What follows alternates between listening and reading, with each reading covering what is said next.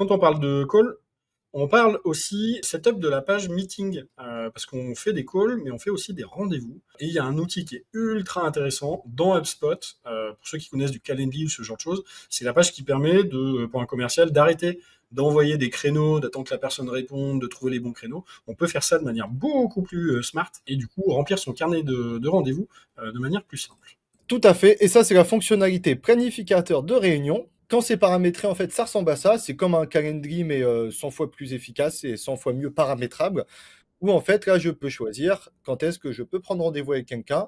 J'ai un petit formulaire et après, si je le remplis, je prends rendez-vous directement et ça se met dans mon agenda et celui de la personne. Des liens de réunion, vous pouvez en avoir un peu autant que vous voulez. Pareil, on est limité à beaucoup. Il y a pas mal de paramètres, vous allez voir. Annuler, replanifier, etc. Surtout, en fait, ce qui est intéressant, c'est la partie ici paramètres supplémentaires qui n'est pas disponible si vous utilisez d'autres calendriers comme Calendly ou Remcon, avec un délai de préavis minimum, une période d'ébattement, laisser la possibilité au contact de modifier ou non l'heure de début et ce combien de temps avant la réunion.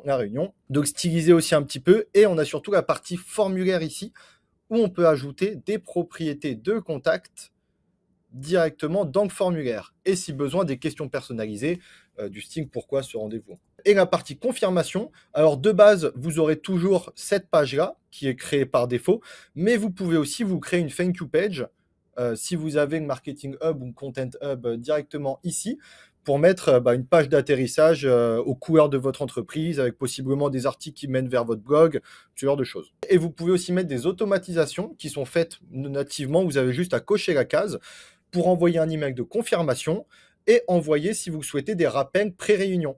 Donc là, on peut mettre 1 heure avant, on peut mettre 3 jours avant, et on peut personnaliser ici l'email de rappel. Tac, enregistré.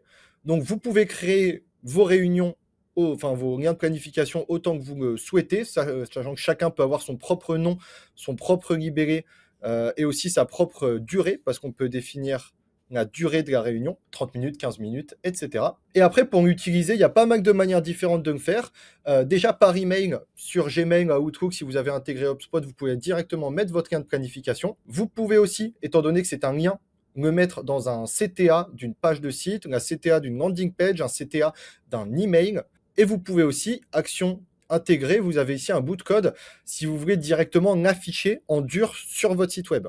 Si vous faites ça, ce que je vous conseille, là, je vous ai montré une réunion individuelle, donc là, c'est pour prendre rendez-vous avec moi uniquement, mais il y a 2 autres possibilités tout aussi intéressantes. On a les réunions en groupe, où là, c'est prendre rendez-vous avec plusieurs personnes, donc par exemple avec vous et votre manager, avec 2 personnes en même temps, etc. Ou alors en rotation, et ça, en fait, c'est des cas d'utilisation où vous souhaitez, par exemple, que quelqu'un puisse prendre rendez-vous avec un des commerciaux de votre entreprise, en gros, celui qui est disponible au moment où le prospect souhaite prendre rendez-vous. Et donc ça, ces 3 possibilités sont tout aussi intéressantes. La partie rotation, c'est round robin en version anglaise. L'intérêt aussi, c'est par exemple au marketing, vous faites une campagne d'acquisition sur une cible où l'étape de fin de funnel, la conversion, c'est parler 15 minutes, demander un pré-audit à un commercial ou ce genre de choses.